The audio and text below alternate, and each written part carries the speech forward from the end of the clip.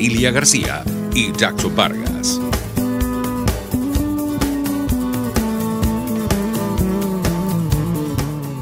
Amigos, ¿qué tal? Como siempre, sean bienvenidos a su espacio Dosis Alternativa. Les saludamos Jackson Vargas y Marilia García. Recuerden que pueden interactuar con nosotros a través de nuestras redes sociales en Twitter por @RCR750. También nos pueden sintonizar en vivo a través del Periscope y a través de nuestra página web rcr.tv, la radio que se ve. Amigos, hoy vamos a conocer en detalle todo lo relacionado con uno de los trastornos digestivos más comunes, como lo es la gastritis. Es raro, Marilia, que nosotros no habíamos tocado este tema, ¿no? Sí. Y es tan común la gastritis, ¿no? Y tan común, y aquí la paciente que la tenemos que siempre sufre el estómago. Así es, me extrañó de verdad que no habíamos tocado la gastritis. Bueno, pero para hablar sobre este tema, que es bien interesante y que seguro muchos de nuestros oyentes están afectados por el mismo, nos acompaña aquí en el estudio Karen Velázquez, médico internista y gastroenterólogo. Bienvenida, doctora. Muchas gracias. Doctora, vamos a, como siempre, nuestra dinámica, un poco en la parte conceptual, antes de entrar en detalle, a conocer de qué se trata esta enfermedad. ¿Qué es la gastritis? ¿Por qué se produce? La gastritis es una enfermedad inflamatoria que puede ser reciente, aguda o crónica, es decir, de larga data, de la mucosa gástrica. Es una inflamación que, como toda inflamación, pues produce síntomas de dolor, produce síntomas de molestias en la parte alta del abdomen, que es lo que nosotros pues comúnmente denominamos la boca del estómago, que esa no es su localización anatómica, pero para que todos tengan una referencia de la ubicación de la molestia. Muchas personas, o en el común de hablar, siempre hablamos que la gastritis es producto de malos hábitos alimenticios, exceso de bebidas alcohólicas. Bueno, ¿qué tan de cierto es eso? Es una enfermedad multifactorial. Existen factores endógenos, es decir, propios del paciente, como exógenos, es decir, externos. Los factores endógenos, pues, por supuesto, incluyen procesos de secreción, sobresecreción de ácido, es decir, secreción ácida mayor de la habitual, la secreción biliar también puede influir. Sin embargo, en nuestro medio, pues definitivamente la influencia de los factores exógenos es importante. El uso y abuso de ciertas sustancias, como por ejemplo drogas, bebidas alcohólicas, incluso el consumo habitual de ciertos medicamentos. Sobre todo se conocen que los medicamentos que mayormente producen gastritis, síntomas de gastritis, son los antiinflamatorios no esteroideos, los que comúnmente compramos en la farmacia sin prescripción y los utilizamos para el dolor. Estos medicamentos pues ejercen un efecto no solo local, es decir, que la propia pastilla tiene factores de daño a la mucosa del estómago, sino que a nivel sistémico, es decir, a nivel general, producen o inhiben la producción del moco, que es el protector del estómago. También pues existen factores externos como los hábitos alimenticios, pacientes que tienen un alto consumo de especias, por ejemplo, pimienta, picantes, exceso de cítricos, alimentos ácidos, vinagre, también puede influir en el daño de la mucosa gástrica. Claro, doctora. ¿Y estos síntomas cuáles son? Porque decimos a veces, bueno, me arde el estómago, como usted bien lo decía, en la boca del estómago siento como una quemazón, pero ¿cuáles son, verdad, los síntomas de una gastritis para yo decir, bueno, sí, efectivamente hay una gastritis allí? Típicamente la gastritis tiene un dolor de carácter urente. El carácter urente es carácter quemante, se describe como ardor, como sensación de quemazón, y ese dolor típicamente ocurre inmediatamente después que el paciente ingiere alimentos, ya que cuando el alimento ingresa al estómago, pues se desencadena una serie de procesos que inducen la producción de ácido para comenzar el proceso digestivo. Estas molestias no solo ocurren, son tipo dolor, sino que el paciente puede experimentar una dificultad para digerir o sensación de digestión lenta, puede presentar una sensación de llenura precoz, es decir, está comiendo y siente que se llena antes de lo que debería. Sin embargo, existen muchos casos y existe una gran proporción de casos en pacientes que tienen gastritis asintomática. Es posible que pacientes acudan a la consulta por chequeos endoscópicos habituales y se encuentre que pueden tener gastritis o pueden tener úlcera gástrica y estos pacientes no tienen síntomas. Entonces es muy importante que la audiencia sepa que el hecho de tener síntomas no necesariamente va a conducir a hallazgos endoscópicos. Es decir, yo hago una endoscopia en un paciente que tiene muchos síntomas de dolor, muchos síntomas de gastritis y no necesariamente voy a encontrar un Pero lo daño importante evidente. allí, y me quedo con esta reflexión que está haciendo la doctora, es inmediatamente que tengas los síntomas tienes que acudir a un especialista, ¿no? Sí, claro, definitivamente. Porque no porque se puede el dolor dejar de la pasar. gastritis, el problema es que el dolor de la gastritis puede confundirse con otras, A eso me con refiero. síntomas de otras Y enfermedades. no automedicarse porque caemos siempre, no, tómate esto, tómate aquello. Exactamente. Y puede ser contraproducente porque me imagino que cada caso es muy particular. Cada caso es individual. La tendencia generalmente es tomar lo que mal llamamos protectores gástricos, que son inhibidores de la producción de ácido, pero no todos los casos se resuelven. Entonces, como yo les he comentado en otras oportunidades, cada caso es individual. Y sí, pueden tomar medicamentos de libre prescripción, sin embargo, en lo que ven que esos medicamentos no tienen ningún tipo de efecto en los ¿Qué síntomas. tanto tiempo puedo esperar yo si tengo estos síntomas, tomo estos tipos de medicamentos y no evoluciona, o sea, no evoluciona para mejorar en todo caso, sino que sigue el dolor? ¿Cuánto máximo debería esperar? 48 horas máximo. Sin embargo, hay que saber reconocer bien el dolor. Por ejemplo, si ese dolor en la parte alta del abdomen no es de carácter quemante, no es tipo ardor, sino que es un dolor opresivo, pues inmediatamente debe consultar al médico, ya que los dolores cardíacos de cardiopatía isquémica o pacientes que pueden tener riesgo para tener infarto son de carácter opresivo y pueden también ocurrir o ser percibidos en la parte alta del Claro, abdomen. se pueden confundir. La Exacto. diferencia aquí es el ardor. El ardor, tiene un El dolor ardor. de carácter quemante, un dolor que no se irradia. Generalmente el dolor producido por gastritis no es un dolor que se irradia. Otros dolores, pues bueno, pueden presentar Y esto puede durar irradiación. durante todo el día la persona, las 3 comidas al día. Casi siempre el dolor de la gastritis se exacerba, es decir, aumenta con la ingesta de alimentos. De hecho, la literatura anterior describía que los pacientes con gastritis eran pacientes delgados, porque evitaban comer para no tener dolor. Evitaban comer para no Pero tener ¿por qué dolor. esto? ¿Por qué esa relación del dolor cuando comen? Por lo que te describí anteriormente, y es que cuando uno ingiere el alimento, inmediatamente se desencadena la producción de ácido en el estómago. Y si uno tiene erosiones en el estómago o tiene un daño en la mucosa, pues evidentemente ese ácido va a producir ardor, va a producir, es como poner limón en una herida. Claro, ahí lo entendemos. Y cuando hay reflujo, doctora, ¿qué podemos decir allí? ¿Es reflejado también a la gastritis o son dos conceptos diferentes? Son dos conceptos diferentes. El reflujo gastroesofágico es la regurgitación del ácido hacia el esófago, inclusive si es muy fuerte hacia la boca, hacia la faringe, y casi siempre se produce por un déficit funcional del esfínter, es decir, de la válvula que divide el estómago del esófago. Y no está relacionado con dolores, te puede dar reflujo sin tener dolor. El reflujo ¿O sí? puede relacionarse con dolor cuando el ácido que se regresa al esófago produce quemaduras. El esófago no está diseñado, o el revestimiento del esófago, la mucosa del esófago, no está diseñado para soportar ese ácido, a diferencia del estómago, que el estómago tiene unas células que tienen una morfología distinta y que tienen células productoras de moco que hacen ese equilibrio. Claro. Así como el estómago produce ácido, también produce moco y se crea un equilibrio, produce moco y bicarbonato. El esófago son células planas y no producen ese tipo de secreción protectora. Entonces es más probable que el esófago pues se queme y se produzca con el reflujo ardor. Claro, evidentemente. Ahora, doctora, la gastritis, ¿podemos hablar de un solo tipo de gastritis o hay una clasificación de la gastritis? Existen múltiples clasificaciones de gastritis. ¿Cuáles son las más comunes?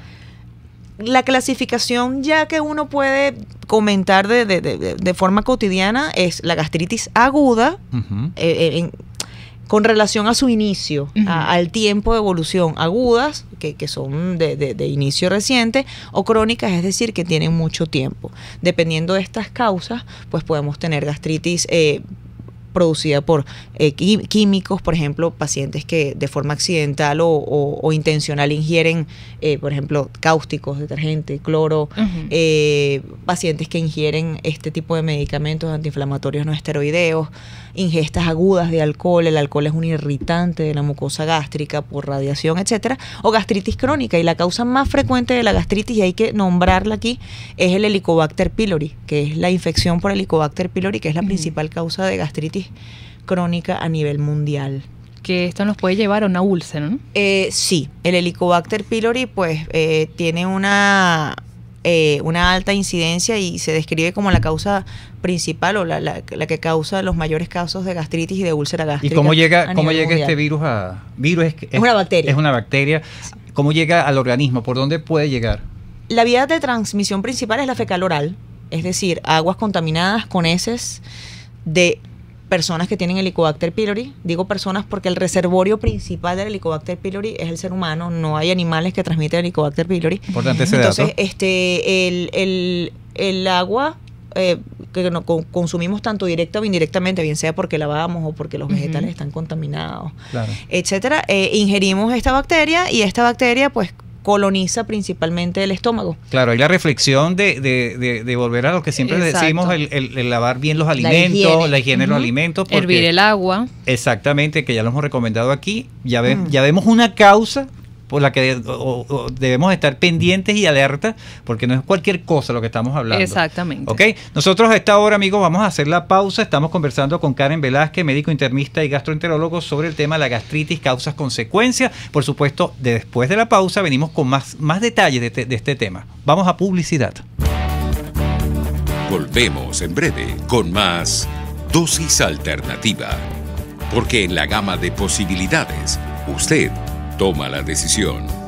Solo por RCR 750 AM y rcr.tv. Puede seguir nuestra programación a través de rcr.tv, la radio que se ve. ¿Tienes una cita o una reunión social y quieres impactar con tu presencia? Lorena Chacón, maquilladora y experta en todo tipo de peinados, te ofrece su experiencia para que proyectes tu belleza. Para contactarla puedes comunicarte al 0412-935-6663 o a su Instagram @estilorenis. Lorena Chacón, tu mejor aliada en el cuidado de tu imagen.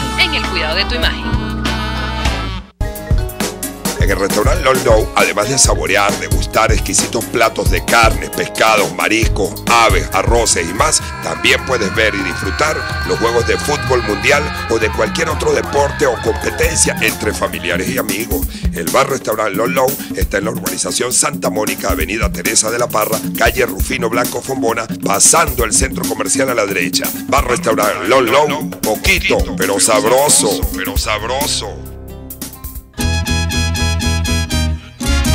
Desde los sectores populares del país se escucha una clara señal.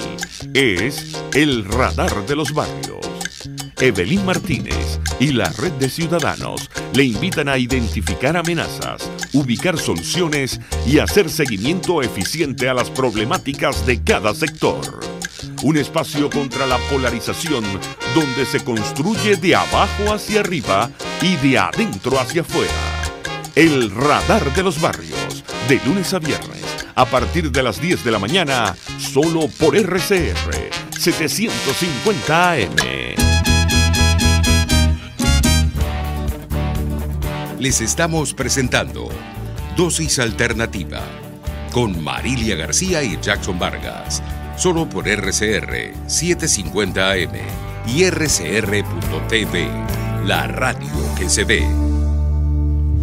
Bien, amigos, ya estamos de regreso en Dosis Alternativa. Hoy estamos hablando un tema bien interesante de salud, como es la gastritis, sus causas, sus consecuencias. Por ello nos acompaña acá en el estudio Karen Velázquez, médico internista y gastroenterólogo. En la parte anterior estábamos hablando una parte importante, que es una de las principales causas de la gastritis, como es la bacteria Helicobacter. Quisiera que nos ampliara más sobre esta causa y qué tan mortal puede ser en las personas. Bueno, sí, estábamos hablando del Helicobacter pylori como causa de gastritis y la forma de transmisión. Es importante que todos sepamos que el Helicobacter pylori es de alta prevalencia, es decir, que es muy frecuente la infección por Helicobacter pylori en nuestro medio y a nivel mundial. El 70% de la población mundial, incluyendo los países en vías de desarrollo, tiene el Helicobacter pylori, y solamente la mitad de la población presenta síntomas. Los síntomas son típicos de la gastritis e inclusive los pacientes pueden desarrollar úlcera gástrica, y pues su detección es muy importante, ya que no solo es causa de gastritis y de úlcera gástrica, sino que ya se ha determinado que el Helicobacter es un carcinógeno tipo 1, según la Organización Mundial de la Salud, como el tabaco. Es decir, la presencia de Helicobacter pylori aumenta el riesgo a tener cáncer gástrico, así como el tabaco, el fumar, aumenta el riesgo a tener cáncer de pulmón. No todos los pacientes que fuman van a tener cáncer de pulmón, al igual que no todos los pacientes que tienen Helicobacter van a tener cáncer gástrico, y no todos los pacientes que tienen cáncer gástrico es por Helicobacter pylori. Claro. Entonces son varios. Pero eso lo digo para aclarar bien este punto y que no existe una alarma masiva por eso. Pero simplemente para que sepan que al igual que el tabaco aumenta el riesgo de tener cáncer de pulmón, el Helicobacter pylori aumenta el riesgo de tener cáncer gástrico. Es muy importante que, como parte del diagnóstico de las causas de la gastritis, aparte del interrogatorio y de la consulta médica, pues se detecte la presencia de Helicobacter pylori, ya que la indicación del tratamiento adecuado, que son esquemas muy específicos que ya están bien establecidos, con la indicación de ese tratamiento y el cumplimiento a cabalidad de ese tratamiento, pues puede mejorar la gastritis. ¿Y cómo se diagnosticaría esta bacteria, doctora? Así como me lo está diciendo, no hay pacientes que presentan síntomas.